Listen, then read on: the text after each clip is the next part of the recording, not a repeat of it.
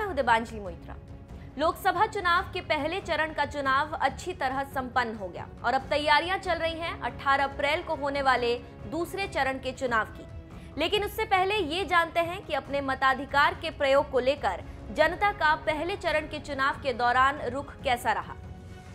20 राज्यों की 91 सीटों पर मतदान होना था और जनता ने अच्छी संख्या में जाकर इस महापर्व का पूरी तरह लुत्फ भी उठाया।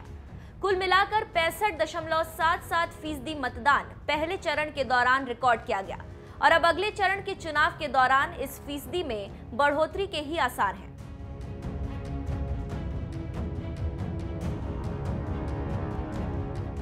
फिर चुनाव आयोग ने भी वोटिंग के ट्रेंड को 2014 जैसा ही बता दिया है।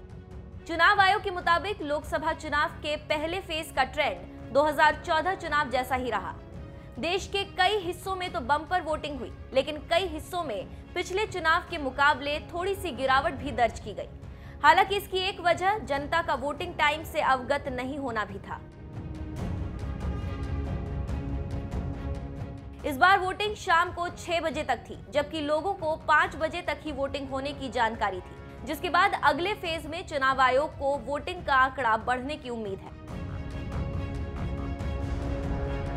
और अगर ट्रेंड 2014 जैसा था तो क्या मान लिया जाए कि इस बार भी मोदी का प्रभाव जनता के सिर चढ़कर बोल रहा है, जैसे कि 2014 के लोकसभा चुनाव में था, क्योंकि पूरे विपक्ष को नेस्तनाबूद करते हुए मोदी सरकार ने प्रचंड बहुमत के साथ सत्ता हासिल की थी और इसकी वजह मानी गई थी मोदी लहर। क्योंकि देश की जनता ने जिस तरह दिल खोलकर मोदी को मौका दिया था, ठीक वैसे ही पहले फेज में जनता की वोटिंग से ये कयास लगाए जा रहे हैं कि मोदी सरकार को इस बार भी ज्यादा वोटिंग प्रतिशत से फायदा मिलने की उम्मीद है। इस बार का उत्साह जो सबसे ज्यादा दिखा वो त्रिपुरा और पश्चिम बंगाल में, क्योंकि त्रिपुरा में रिकॉर्ड 81.8%, जबकि पश्चिम बंगाल की जिन 2 सीटों पर मतदान हुआ वह 81% वोट पड़े। फिर जम्मू कश्मीर में भी रिकॉर्ड मतदान हुआ। जम्मू में 72% वोटिंग और आतंक प्रभावित बारामूला में 35% वोटिंग हुई, जो आंकड़ा 2014 में 38.5% था, जिसमें वोटिंग के समय की सही जानकारी नहीं होने की वजह से वोट प्रतिशत कम रहा। देश के 10 राज्यों और संघ शासित प्रदेशों में चुनाव हो चुके हैं। साथ ही आंध्र प्रदेश और अरुणाचल प्रदेश में भी विधानसभा चुनावों के लिए मतदान संपन्न हो गया है। ओडिशा में भी विधानसभा चुनावों के लिए पहले फेज की वोटिंग हो चुकी है। बता दें कि अभी 6 चरणों का चुनाव होना बाकी है। उसके बाद 23 मई को परिणाम आने पर ही ये पता चल पाएगा कि चुनाव आयोग ने जिस भी लिहाज से पहले फेज की वोटिंग की 2014 लोकसभा चुनाव से तुलना की हो, क्या उसका संदर्भ मोदी लहर से था या नहीं। इन 5 वर्षों में ऐसे ऐसे काम हुए हैं जो पहले कोई सोच भी नहीं सकता था।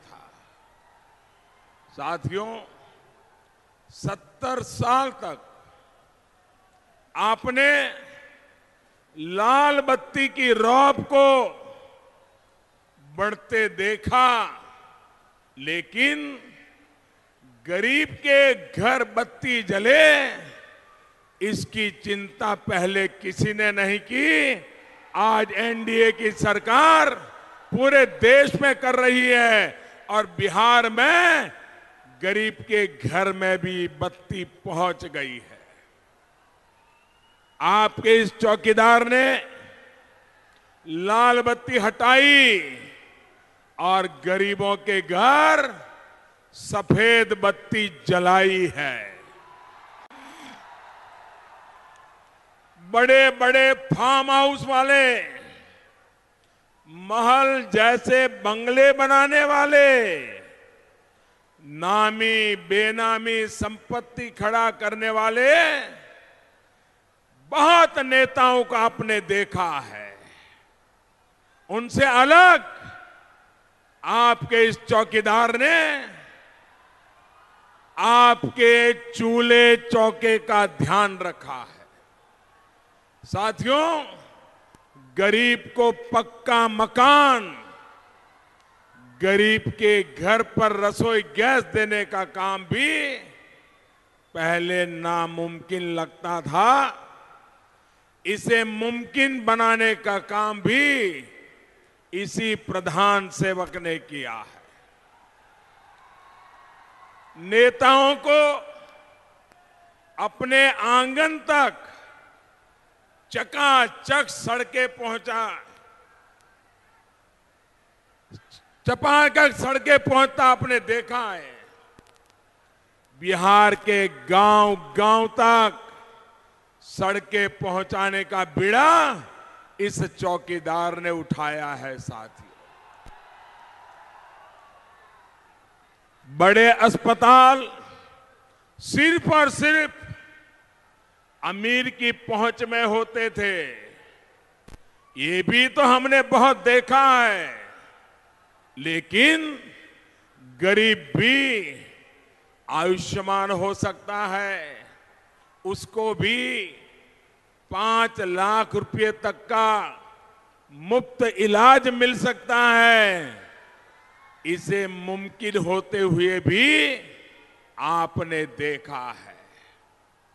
साथियों, जब मैं आयुष्मान भारत की योजना बना रहा था, तब नामदारों की शान और शौकत भी मेरे दिमाग में थी और हमारे गरीब भाई बहनों का दर्द भी मेरे दिल में था।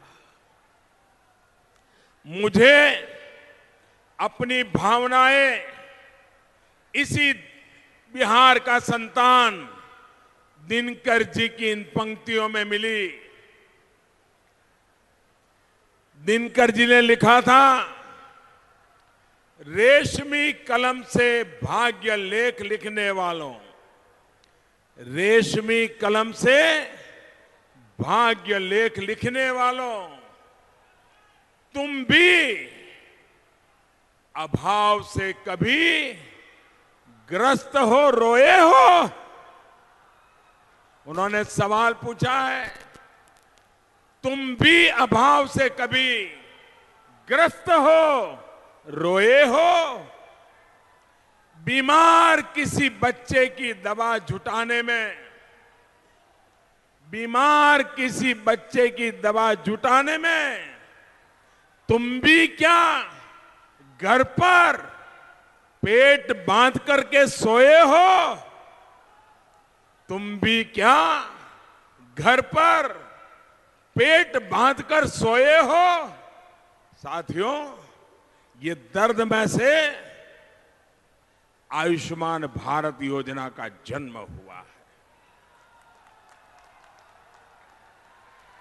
साथियों, किसानों के नाम पर अपने लिए राजनीतिक रास्ते तो बहुतों ने बनाए, लेकिन इतने दशकों बाद भी स्थिति में सुधार नहीं आया। आपके चौकीदार ने बीते 5 वर्षों में इस दिशा में बड़े कदम उठाए हैं। फसलों के लिए लागत का 1.5 गुना समर्थन मूल्य तय करने की मांग बरसों से हो रही थी। ये पूरा करने का काम एनडीए की सरकार ने किया है। अब पीएम किसान सम्मान योजना की वजह से बिहार के 1,60,00,000 से अधिक किसान परिवारों को साल में 3 बार सीधी मदद मिलनी शुरू हो चुकी है। अब तो हमने संकल्प लिया है, हमारे संकल्प पत्र में घोषित किया है, 23 मई के चुनाव नतीजे के बाद फिर एक बार मोदी सरकार बनेगी और जब मोदी सरकार बनेगी तो किसानों के लिए हमने अभी 5 एकड़ का जो नियम बनाया था उसको भी निकाल देंगे और देश के सभी किसानों को ये लाभ देंगे। इतना ही नहीं, छोटे और सीमांत किसानों को ये बहुत बड़ा निर्णय हमने किया है। छोटे और सीमांत किसानों को 60 वर्ष की आयु के बाद नियमित पेंशन का भी हमारा संकल्प है। अब किसान को भी पेंशन मिलेगा।